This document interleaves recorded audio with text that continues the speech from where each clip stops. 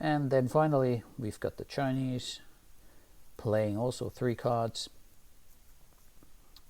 3 cultural cards. The cultural cards have no consequences, whereas the economic and political cards do. And so China proceeds to play the first card as a horizon event here in Europe.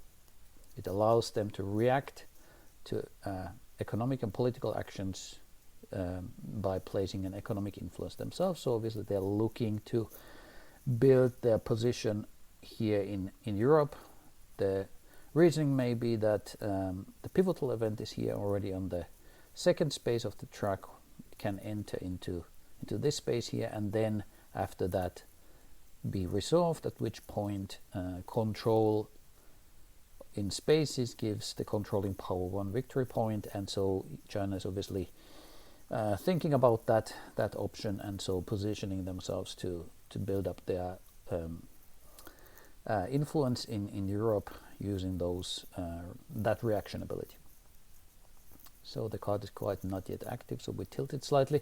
Next card is used by China simply for a pass to gain resources. Why do they pass now when they have resources? Well, China is thinking about moving ahead in the order of play. So once we are done with this first set of commands, which we will be now after the Chinese play, the order of play is adjusted according to the resource levels. So as things stand, the US, for instance, would become first in the order of play, then China now having passed and gained 2 resources, and then EU and Russia. So that's the reasoning behind this pass. And then finally, with the last card, China builds up some tensions here in the Levant, also as a way of pursuing the war of ideas. 2 levels of tension will shift the space towards the authoritarian form of governance, which benefits China as an authoritarian power in this game. And that concludes the Chinese turn. China also pass.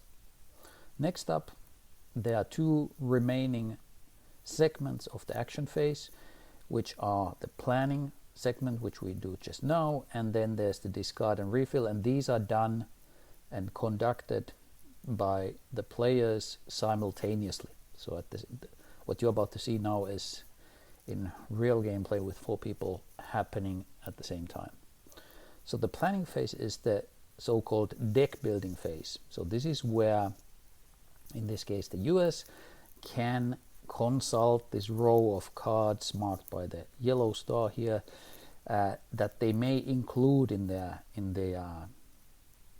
their cycle of cards. By the cycle I refer to the draw deck, to the discard, and then whatever cards they may have in their hand at the moment. None. The US in this particular case decides not to acquire any of the cards here from their so-called planning row.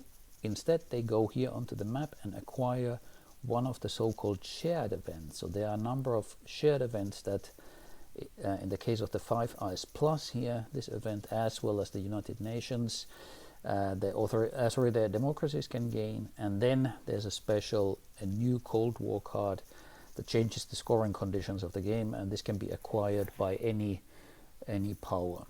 And so the US acquires the Five Eyes Plus and sends it into their discard pile. And next up, it's the EU. They pick up the United Nations card. Those are quite useful for the United Nations card, in particular for pursuing the war of ideas here. So obviously the democracies have a plan to be strong on that front and make sure democracy rules the world, so to speak. And the Chinese, they acquire the Belt and Road Initiative. This is a card that allows them to resolve world events using the world event option there. And then in the not the world event option, the event option, of course. And here it's got the reaction ability, which allows the placement of political influence. So that can be useful in some circumstances. The Chinese pick up that card. And the Russians decide to pick up Schroeder and Chirac. This is an interesting card because by using this event option here on the card, they may move any world order counters by total of +2, so improve the world order contribution, or move any counter, including for instance the US or the EU card, by -1 instead, so weakening it. So here the thematic idea is that Putin has a special relationship to these Western leaders, and can sort of take advantage of that relationship. So the Russians pick that up.